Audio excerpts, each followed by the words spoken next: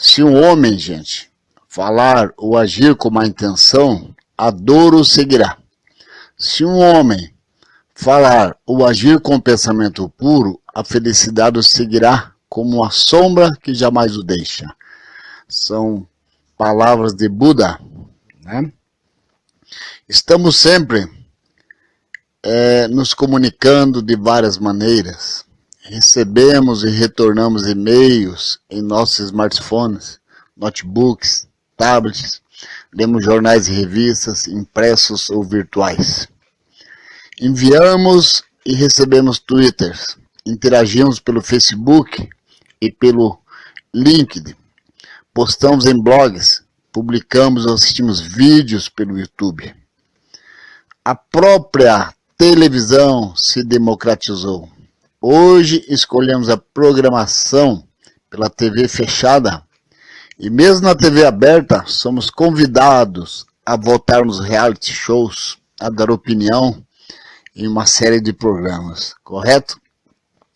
Também já batemos tambor, usamos sinais de fumaça, pombos correios, desenhos em cavernas, grunhidos e muitos gestos.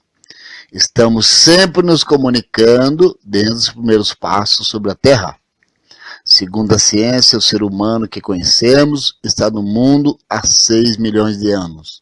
Desde a pré-história, já nos comunicávamos através de gestos e expressões. Segundo Charles Darwin, nossas expressões faciais foram muito importantes em nossa revolução. Evolução e evolução. O sorriso ajudou nossos ancestrais a sobreviverem, evitando algumas brigas por territórios e ajudando na conquista de um par romântico para procriar e perpetuar a espécie.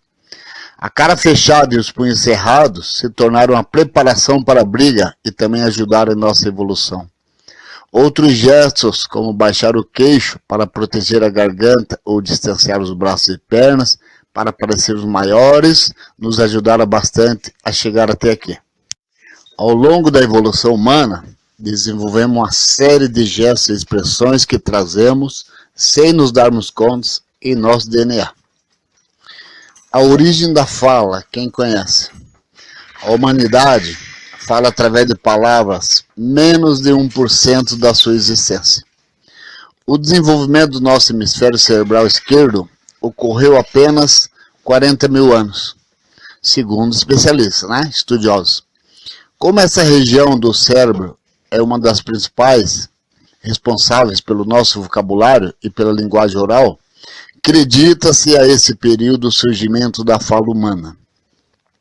Os sons que produzíamos passaram a ganhar complexidade e se tornaram palavras. Criamos substantivos e verbos. Demos nomes a tudo e a todos. Como no início as comunidades eram nômades, o ser humano migrou para todo o mundo, seguramente a partir do continente africano. A linguagem sempre foi muito dinâmica, e o isolamento entre as comunidades foi criando alterações na pronúncia. Novos termos e expressões. Com o passar do tempo foram surgindo novos dialetos e línguas completamente diferentes. A origem da escrita. A escrita surgiu muito depois da linguagem oral.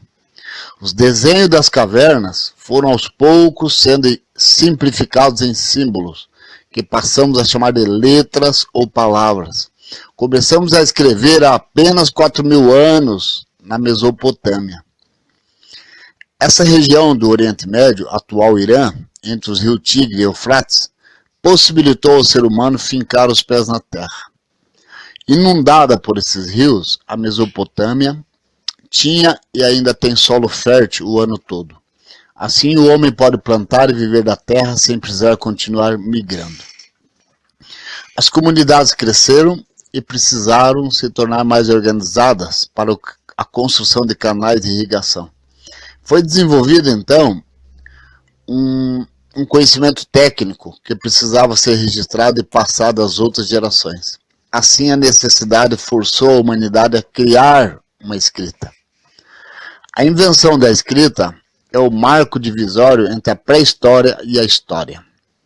A partir dela, o conhecimento da humanidade pôde continuar se desenvolvendo sem precisar voltar ao início a cada nova geração.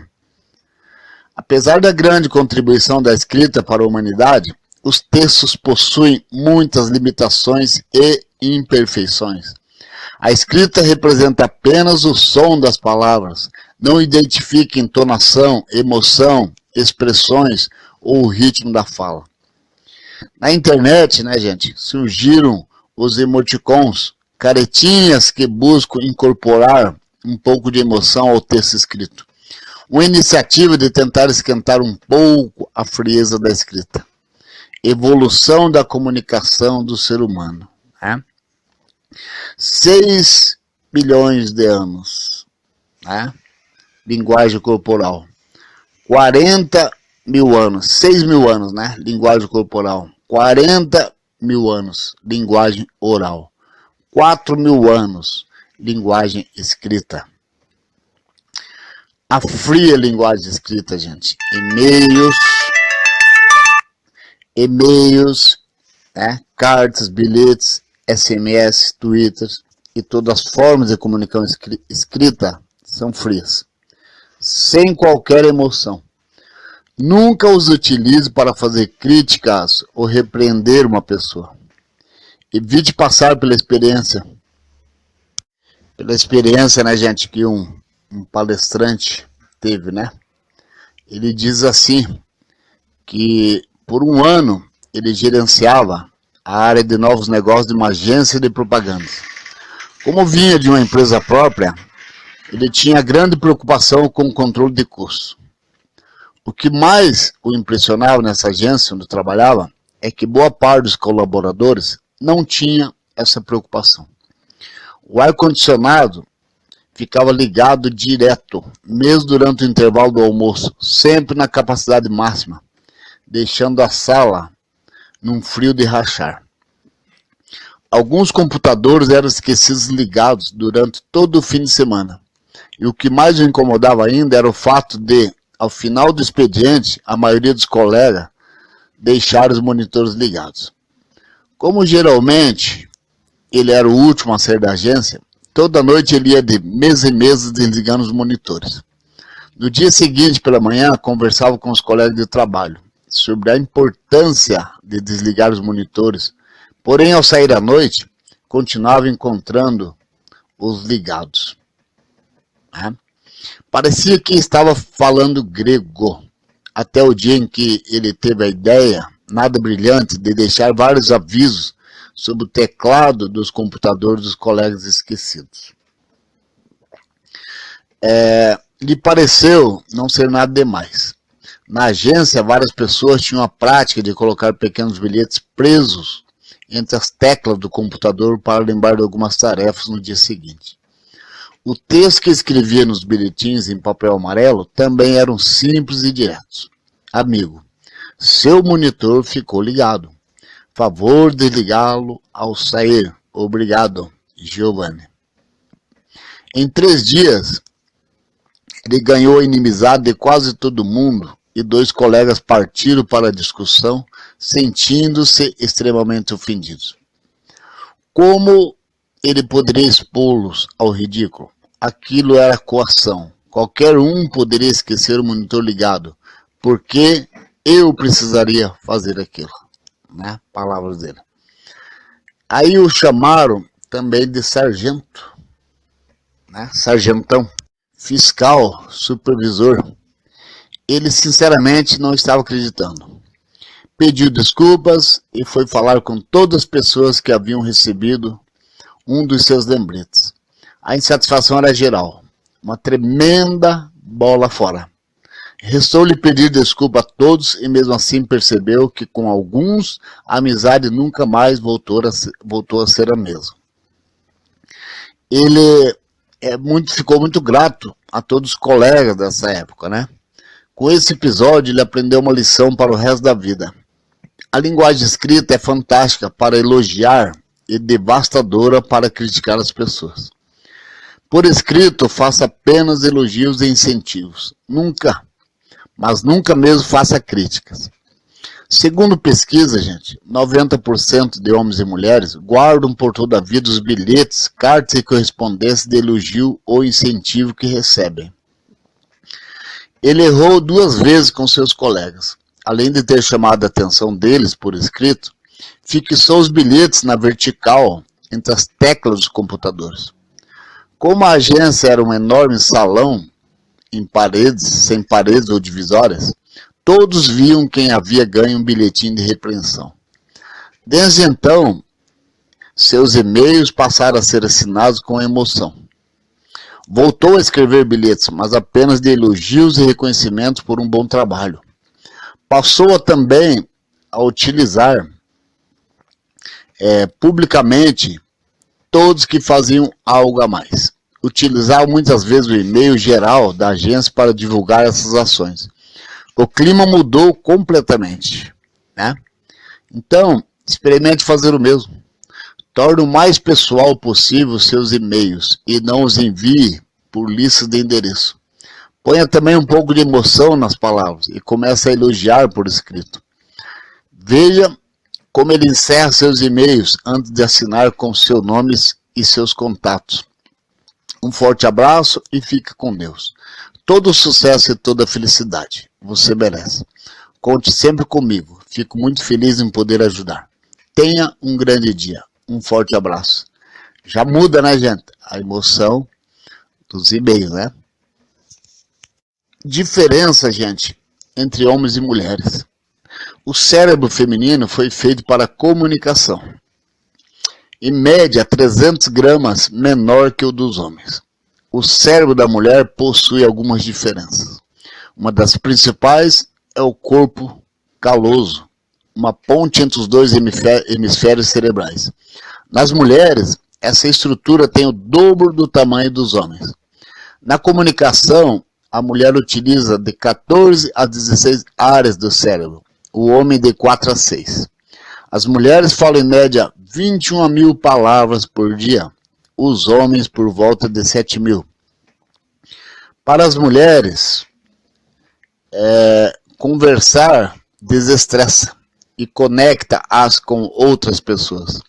Desde o primeiro ano de idade, as meninas desenvolvem um vocabulário maior do que o dos meninos. Aos 2 anos e meio, meninas usam 8 palavras por frase para se comunicar, enquanto meninos chegam a apenas 6. Em compensação, os meninos aos 4 anos e meio são 2 vezes melhores em testes de rotação espacial que as meninas. A vantagem na rotação espacial de objetos e figuras geométricas facilita os meninos brincarem com o Lego ou qualquer outro brinquedo educativo de montagem. Essa diferença chega à vida adulta. No Brasil, 72% dos alunos nos cursos de engenharia são homens. Já as mulheres são 80% no curso de psicologia. Diferença no trabalho. As mulheres estão estudando cada vez mais que os homens. No Brasil, 55% das pessoas que entram na faculdade e 59% das que saem são mulheres. Seja por começar a trabalhar mais cedo ou por desinteresse. Os homens largam 40% mais os estudos em todos os níveis. E isso vem acontecendo no mundo todo. Nos Estados Unidos, Jennifer Britz, responsável pela seleção de alunos no Kenyon College, admitiu que para manter o mínimo de equilíbrio entre os cursos, aprovava homens em torno de pelo menos 40%. Mesmo que suas notas fossem mais baixas que das mulheres. Prática que deve estar sendo adotada pelas universidades mais procuradas nos Estados Unidos. Mesmo estudando mais, as mulheres ainda ganham em média 17% menos na mesma função e estão em muito menos cargos de liderança. 97% dos presidentes de empresas são homens. A ciência explica esse contrassenso pela diferença na evolução de meninos e meninas. Com razão, costumamos dizer que os meninos são mais danados que as meninas. Isso ocorre porque as meninas amadurecem mais cedo. uma região do cérebro conhecida como lobo central. Nessa região encontra-se uma estrutura denominada de controle de inibição responsável pelos movimentos voluntários, pela atenção à memória. Com o lobo central desenvolvido, a criança perde a inquietação de correr e pular, assim como passa a aceitar melhor as ordens. Enquanto nas meninas o lobo central amadurece aos 3 anos, nos meninos o processo vai dos 3 aos 13. Essa desvantagem evolutiva ensina o homem a desafiar a autoridade desde cedo. E por esse motivo, muito mais homens negociam seus salários antes de aceitar o emprego. Há também uma grande diferença entre a expectativa da sociedade quanto aos dois sexos. Várias pesquisas mostram que quando elas são competitivas e começam a subir de cargo, as pessoas deixam de gostar delas. Para os homens, o fato de serem bem-sucedidos os tornam mais admiráveis. Os homens são muito mais organizados. Quando me refiro a isso, quando eu digo isso, para algumas pessoas, eu crio um enorme alvoroço. As mulheres discordam sonoramente, mas é verdade.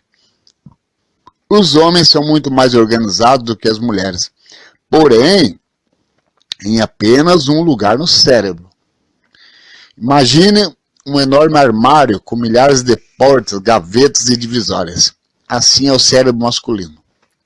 Quando um homem vai conversar sobre futebol, por exemplo, ele abre o arquivo sobre o assunto, conversa com os amigos e ao terminar volta tudo para o local.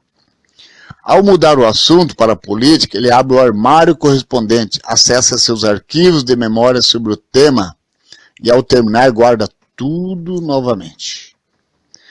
Por isso, para o homem é tão fácil separar a vida profissional da vida pessoal, o amor do sexo, a política do esporte. Cada coisa está guardada em seu devido lugar. Nesse enorme armário do cérebro masculino há uma porta. Por ela os homens acessam o quarto vazio, uma espécie de closet, sem nada. Essa é a região mais importante do cérebro masculino. Principalmente quando estão com problemas. Os homens adoram passar por essa porta e se trancar no quarto vazio. Ao saírem de lá, estão revigorados ou prontos para tomar uma decisão. Se o cérebro masculino foi feito por um arquiteto talentoso que planejou cada detalhe do gigantesco armário, o cérebro feminino foi feito por um aprendiz eletricista. Já explico. O cérebro feminino é o enorme curto-circuito. Tudo, absolutamente tudo, tem a ver com tudo. As mulheres não param de pensar um segundo. São multitarefas, multimídia, multiassuntos, multitudo. Realizam várias atividades ao mesmo tempo e possuem uma enorme necessidade de conversar. Concordam? Quando chegam em casa à noite, elas adoram falar sobre como foi o dia. Ao homem pode parecer uma reclamação da amiga, do chefe ou do emprego.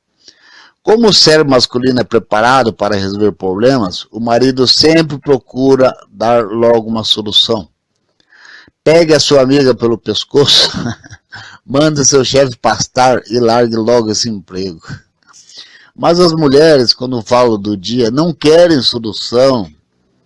Elas apenas precisam de uma audiência interessada. Ao falarem, já se sentem melhores.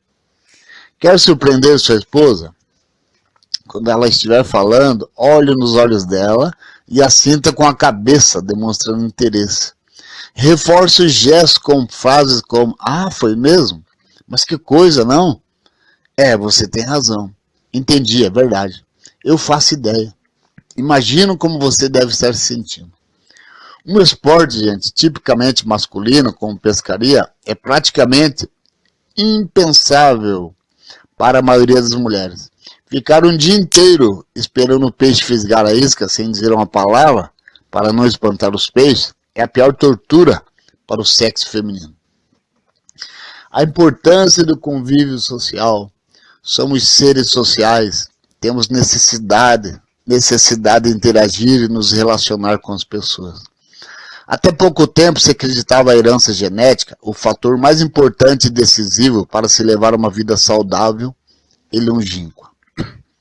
Várias pesquisas também comprovaram que uma alimentação moderada e rica em frutas, verduras, peixes e azeite retarda o envelhecimento. Outro elixir da juventude e da saúde é a prática de exercícios físicos. Exercitar-se faz bem à estética, ao nosso sistema cardiovascular e ao nosso sistema imunológico. Quem pratica atividades físicas regulares adoece menos, mantém bons níveis de massa muscular, possui ossos mais firmes e, consequentemente, levam uma vida bem melhor que os sedentários. Não fumar e não exagerar na bebida também contam pontos para uma vida mais longínqua. Né? Isso é mental, né, gente?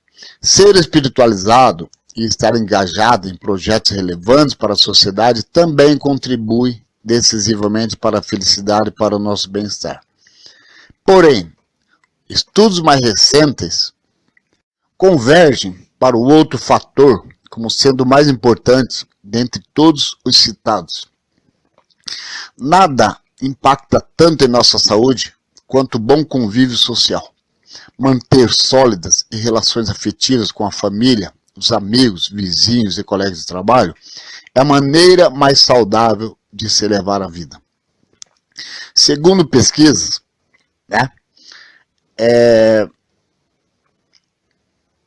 do National Geographic Society, em parceria com a Universidade de Minnesota, a cidade de Okinawa, no Japão, e Loma Linda, na Califórnia, a Ilha da Sardenha, na Itália, e a Península de Nicoya, tem muito a ensinar para o mundo.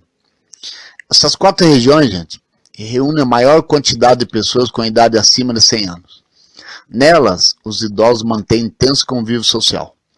Muitos moram em casas, juntamente com os filhos, netos e bisnetos.